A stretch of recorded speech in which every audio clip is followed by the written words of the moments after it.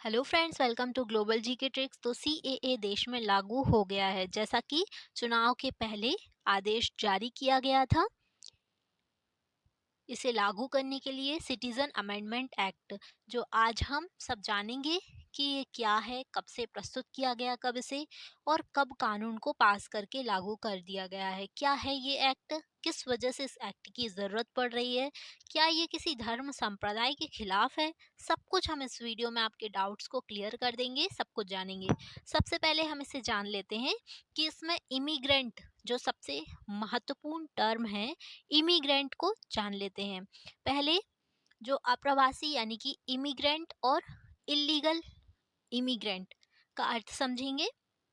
तो एक जगह से दूसरी जगह जाना या रहना इलीगल इमिग्रेंट या गैर कानूनी तरीके से रहना या जाना कहलाता है। तो सीएए जो है वो इसी के इर्द गिर्द घूमता हुआ एक टर्म है। गैर कानूनी तरीके से जो बाहर के शरणार्थी हमारे देश में जैसे कि अफ़गानिस्तान से, जो भारत का ही देश है, हमारा अपना देश है, पाकिस्तान से, बांग्लादेश, ये सब जो हमारे भारत के देश हैं, इन देशों के जो माइनॉरिटी नॉन मुस्लिम्स, मतलब जो माइनॉरिटी के और जो मुस्लिम नहीं है, ऐसे सिटीजन्स, नागरिकता इनको प्रदान करने के लिए जो प्रदान की जानी है, इसके लिए ये सीएए लागू किया गया है। मतलब गैर कानूनी तरीके से जो बाहर के शरणार्थी जो हमारे देश में बाहर से आए हैं, मगर बाहर के नहीं, वो हमारे देश के ही, जो अफगानिस्तान, पाकिस्तान, बांग्लादेश से हमारे देश में आए हैं, तो उनको इसके लिए सिटीजनशिप प्रदान की जाएगी, नागरिकता प्रदान की जाएगी।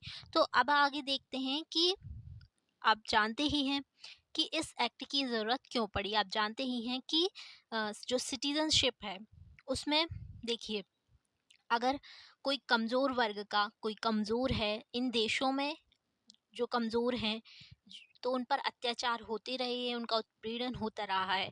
तो भारत के ऐसे हिंदू, सिख, बुद्धिस्ट, जैन बंधु, ईसाई, पारसी बंधु, ऐसे धर्म के शरणार्थी जो हैं वो भारत में आए, उन्होंने भारत की शरण ली, तो उन्हें सिटीजनशिप प्रदान की जा रही है और उन्हें लीगल तरीके से यहाँ का प्रवासी बासी बनाया जा रहा है, सिटीजन बनाया जा रहा है। तो ये भ्रम बिल्कुल दूर रहे, कर दीजिए कि नागरिकता इससे छीनी जा रही है। नहीं, इससे कोई किसी भी प्रकार की नागरिकता को कोई हनन नहीं किया जा रहा है। इस एक्ट के माध्यम से बस ऐसे जो इल्लीगल तरीके से अप्रवासी इमिग्रेंट हैं, उनको बाहर किया जा रहा है। जो धर्म विरोधी गतिविधि से यह सरासर गलत हो जाएगा अगर ऐसा होगा तो। धर्म विरोधी गतिविधि से या किसी भी तरीके से धार्मिक धर्म संप्रदाय के खिलाफ अगर कोई कार्य किया जा रहा है तो वो सरासर गलत होगा। बल्कि ये तो धर्म से हटकर अगर हम सोचें कि कोई शरणार्थी हैं, वो सताए हुए हैं, हमारे बंधु हैं, हमारे अपने, तो उन्हें भारत में नागरिकता देनी चाहिए, उन्हें कानून इनके लिए पारित होना ही चाहिए। तो इसमें देख सकते हैं कि सीएए लागू होने का असर क्या होगा। तो सीएए नियम जारी हो जाने के बाद केंद्र सरकार 31 दिसंबर 2014 तक भारत आए बांग्लादेश, पाकिस्तान, अफगानिस्तान के जो प्रताड़ित, जैसा मैंने कहा, जो पीड़ित गैर मुस्लिम प्रवासी हैं, जैसे हिंदू, सिख, जैन, बौद्ध, पारसी, ईसाई, इनको भारतीय नागरिकता, बस इनको नागरिकता दी जा रही है, इनको सिटीजन बनाया जा रहा है हमारे भारत का लीगल तरीके से। सरकार ने ये बताया है कि इसकी पूरी प्रक्रिया ऑनलाइन होगी। इसके लिए ऑनलाइन पोर्टल भी तैयार हो गए हैं। अब हम इसकी ऑनलाइन प्रक्रिया के बारे में आपको आगे बताएंगे। सबसे पहले हम जो महत्वपूर्ण टर्म देख रहे हैं, इलीगल इमिग्रेंट, उसके बारे में जान लेते हैं कि अवैध अप्रवासी कौन है। इमिग्रेंट यानी कि अप्रवासी, या जो बाहर के हैं, जो हमारे यहाँ के नहीं है, बाहर से आए हुए हैं या बाहर से आकर किसी भी तरीके से हमारे यहाँ रह रहे हैं। तो नागरिकता अधिनियम 1955 के अनुसार एक अवैध प्रवासी जो नकली, जाली दस्तावेजों के साथ भारत में प्रवेश कर, उनके पास वैध पासपोर्ट नहीं है, वो इमिग्रेंट, इलीगल इमिग्रेंट है। ठीक है। तो इन इलीगल इमिग्रेंट को, इनके लिए ये कानून लागू किया जा रहा है, और खासकर जो हमारे भाई बंधु जो बाहर रह रहे हैं, इमिग्रेंट्स हैं, जिनके पास जो शरणार्थी हैं भारत के लिए, उनको इसके लिए सिटीजनशिप प्रदान की जा रही है। अब इसमें समझने वाली बात है, बहुत बारीकी वाली बात है, कि आप ही सोचिए कि सिर्फ धर्म को अलग कर दीजिए, आप भूल जाइए आप किस धर्म के हैं, किस जाति के हैं, किस संप्रदाय से आपका हिस्सा, सब भूल जाइए। बस आप ये याद रखिए कि आप भारत का हिस्सा हैं, तो भारत के वासी हैं।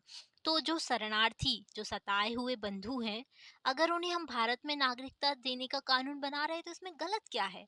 इसमें बस एक बात समझना है आपको, कि वो जो शरणार्थी हैं, वो हमारे देश में शरणार्थी बन के आए हैं। उन तो ऐसे शरणार्थियों को नागरिकता प्रदान की जानी चाहिए। आप खुद ही सोचिए, अगर हम सोच लें कि एक बार अपने धर्म को अलग करके सोचें कि एक मेहमान है, वो आपके देश में, आपके घर में, देश में समझ लीजिए घर में, वो आपके घर में परमिशन लेकर रहता है कुछ दिन के लिए। अब आप उससे कहते हैं कि आप रह सकते हैं, आप उसे परमिशन दे देते हैं, ठीक है, आप उसको मेहमान की तरह रखते हैं, लेकिन फिर वो उसको अपना ही घर मान के रहने लगे, अपना घर मान के उसको अपना ही घर मान ले, तो आप सोचेंगे, आप कहेंगे उससे कि ये नहीं, आप गलत कर रहे हैं, है ना? तो आप ही बताइए, क्या ये गलत है? नहीं, ये बिल्कुल सही है, हमें उससे बोलना पड़ेगा। यही बात यहाँ पर की जा रही है। तो बस वो जो शरणार्थी देश में गलत दस्तावेजों के साथ इलीगल तरीके से आए हैं, या किसी तरीके से घुसपैठ आदि, पासपोर्ट, नकली वीजा, इनका इंतजाम करके अगर आए हैं, तो वो इस एक्ट से उन्हें लीगल होने की बात की जा रही है। बस यही बात इसमें जानने की जरूरत है। अब देख सकते हैं सीएए आखिर है क्या। तो नागरिकता संशोधन अधिनियम, सीएए, इसका उद्देश्य धार्मिक उत्पीड़न के कारण जो भारत के शरण लेने वाले व्यक्ति हैं, उनकी रक्षा करना। बस हम उनका, हमारे भाई बंधु हैं, उनकी रक्षा करना चाहते हैं। यह उन्हें अवैध माइग्रेशन की कार्रवाई के खिलाफ एक ढाल प्रदान करता है। सीएए में जो अफगानिस्तान, बांग्लादेश, पाकिस्तान से आए हिंदू, सिख, बौद्ध, जैन, पारसी और ईसाई धर्म के जो प्रवासी, जो सिटीजन हैं, उनको नागरिकता के नियम को आसान बनाया जा रहा है। तो जो इमिग्रेंट्स हैं, उनको बस सिटीजनशिप यहाँ प्रदान की जा रही है। पहले किसी व्यक्ति को भारत की नागरिकता हासिल करने के लिए कम से कम पिछले 11 वर्षों से यहाँ रहना अनिवार्य होता था। अब इस नियम को और भी आसान बनाया जा रहा है। नागरिकता हासिल करने की अवधि को अब 1 साल से लेकर 6 साल तक किया जा रहा है।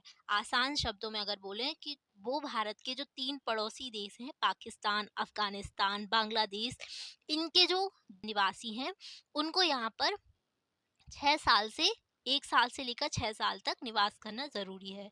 अब सीएए पर विपक्ष क्या कह रहे हैं, क्या-क्या सवाल उठ रहे हैं? तो सीएए के नियमों को लेकर देश के प्रमुख विपक्षी दल सवाल खड़े कर रहे हैं। 2019 में जब ये एक्ट केंद्र सरकार संसद में लाई थी, तो यह तर्क दिया गया कि ये कानून भेदभावपूर्ण होगा। ठीक है? 2019 में बहुत सारा, आप सब जानते हैं, बहुत हंगामा हुआ था। कई सारे ऑब्जेक्शंस उठाए जा रहे थे, कई कम्युनिटीज से, पूरे भारत में इसके लिए आक्रोश था। तो मुसलमानों को टारगेट करता है, ऐसा कहा जा रहा था। तो देश की आबादी का लगभग जो 15% है मुसलमान, उनके लिए टारगेट करने की बात की जा रही थी। लेकिन सरकार ने इसको बताया कि जो पाकिस्तानी, अफगानिस्तानी, बांग्लादेशी जो हमारे भाई बहन, भाई बंधु हैं, उनके लिए ये की जा रही है व्यवस्था, ठीक है। लेकिन मुस्लिम बहुत इस्लामी गणराज्य है ये, पाकिस्तान, बांग्लादेश वाले, तो वहाँ के जो मुसलमान उत्पीड़न है, अल्पसंख्यक नहीं माना जा सकता उनको। लेकिन जो तो यहाँ पर सरकार ये आश्वस्त करती है कि जो अन्य समुदाय हैं, उनको आवेदन की समीक्षा केस दर केस के आधार पर की जाएगी। अब इसको लेकर जो विपक्षी नेता हैं, उनका क्या कहना है? तो कांग्रेस नेता टीएस सिंह बोल रहे हैं कि पहले होने चाहिए देश भर में चर्चा। सीएए की अधिसूचना जारी होने पर छत्तीसगढ़ के पूर्व डिप्टी सीएम और कांग्रेस नेता टीएस देव ने कहा, ये ऐसे मुद्दे हैं जिन पर देश भर में चर्चा होनी चाहिए और फिर निर्णय लेना चाहिए। आपको बात करनी चाहिए, स्वीकार कर बनाना चाहिए और फिर लागू करना चाहिए। तो सही कहना है, इसको लागू करने से पहले चर्चा तो बिल्कुल होनी चाहिए। आप भी ये मानते हैं या नहीं मानते हैं, इसको कमेंट करके ज़रूर बताइए। फिर दिल्ली में पाकिस्तानी शरणार्थियों ने मनाया सीएए लागू होने का जश्न। मजनू न, का टीला में रहने वाले पाकिस्तानी शरणार्थियों ने केंद्र सरकार की ओर से नागरिक संशोधन अधिनियम की अधिसूचना जारी करने पर जश्न मनाया। अब चिराग पासवान बोल रहे हैं, सियासी दलों ने सीएए को लेकर किया गुमराह। तो एलजीपी रामविलास के नेता चिराग पासवान ने कहा कि पिछले कई दशकों से देश की राजनीतिक पार्टियां द्वारा सीएए के नाम पर गुमराह किया जा रहा है। हम सभी जानते हैं, सीएए नागरिकता देने वाला कानून है। इस कानून के माध्यम से दशकों से पीड़ित शरणार्थियों को सम्मानजनक जीवन मिलेगा और नागरिक अधिकार से उनके सांस्कृतिक और भाषिक सामाजिक पहचान की रक्षा होगी। मैं और मेरी पार्टी लोक जनशक्ति पार्टी रामविलास केंद्र सरकार के द्वारा देश हित में लिए गए इस ऐतिहासिक निर्णय का अभिनंदन और स्वागत करते हैं। तो ये सभी जो हैं, इनका कहना अपनी अपनी तरीके से सही है। ये भी सही है कि इससे देशों, जो हमारे शरणार्थी बंधु भाई बंधु हैं, उनका जो जीवन है वो सुखद बनेगा। ये उसी उसी के लिए ये कार्य किया जा रहा है। अब केसी वेणुगोपाल बोल रहे हैं, ध्यान भटकाने के लिए सीएए नागरिक सरकार।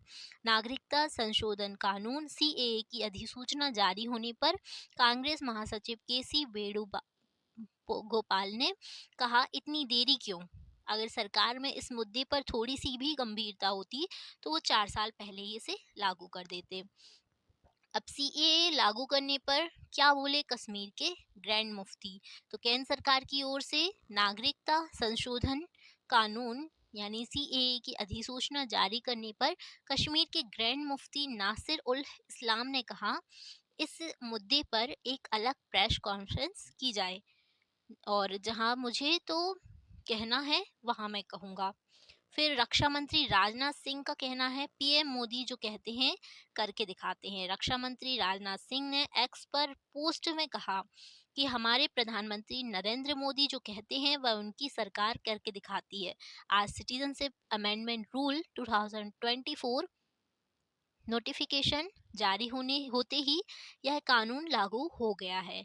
इस कानून के लागू होने से पाकिस्तान, अफगानिस्तान, बांग्लादेश जैसे देशों में धार्मिक उत्पीड़न के जो शिकार अल्पसंख्यक समुदाय के हिंदू, बौद्ध, सिख, ईसाई, ये समाज है जो हमारे भाई बंधु हैं, उनको सुरक्षा मिलेगी। अब इसके लिए अप्लाई करने के लिए, आवेदन करने के लिए आपके पास कुछ शर्तें हैं। जैसे धारा 6 बी के तहत अगर संबंधित शख्स भारतीय मूल का है, ठीक है, संबंधित व्यक्ति का विवाह भारतीय नागरिक से हुआ है, ये अप्लाई नहीं कर पाएंगे। अगर उनका विवाह भारतीय नागरिक से हुआ है, अगर वो शख्स भारतीय मूल का है, भारतीय नागरिक की नाबालिग संतान होने पर, माता पिता के भारत की नागरिक के रूप में रजिस्टर होने पर, वह व्यक्ति उसके माता पिता में से कोई एक स्वतंत्र भारत का नागरिक रहा हो। तो ये कुछ रूल्स हैं। अब इसको आवेदन करने के लिए क्या करना होगा, तो भारत की नागरिकता लेने के लिए आवेदक के चरित्र के बारे में हलफनामा देना होगा। आवेदक को संविधान की 8वीं अनुसूची में दी गई भाषाओं में से किसी एक का ज्ञान होना जरूरी है। अब सवाल है कि नागरिकता कानून से कितने लोगों का फायदा है, तो इस पर सरकार के पास आंकड़े हैं। 2016 से 2020 तक के पाकिस्तान, अफगानिस्तान, बांग्लादेश समेत दूसरे देशों से आए 10,645 लोगों ने नागरिकता के लिए आवेदन दिया था। पिछले साल 6 साल में 5,950 लोगों की ही नागरिकता मिली है। और अगर रिलीजियस माइनॉरिटी के संदर्भ में देखा जाए तो 2018 से 2021 तक देखा जाए तो 3,117 विदेशी भारत के नागरिक बने। तो इस तरीके से ये कुछ आवेदन के लिए शर्तें हैं और आवेदन आपको ऑनलाइन करना होगा। आप ऑनलाइन आवेदन कर सकते हैं। तो यहीं पर हमारा वीडियो समाप्त होता है। आप मुझे आशा है कि आप बहुत अच्छे से समझ गए होंगे सीएए को और इससे रिलेटेड जितने भी डाउट्स हैं आपके क्लियर हो गए होंगे। ऐसे ही वीडियोस के लिए, अपडेट्स के लिए हमारे चैनल को सब्सक्राइब कर लें और वीडियो को लाइक कर दें। Thank you.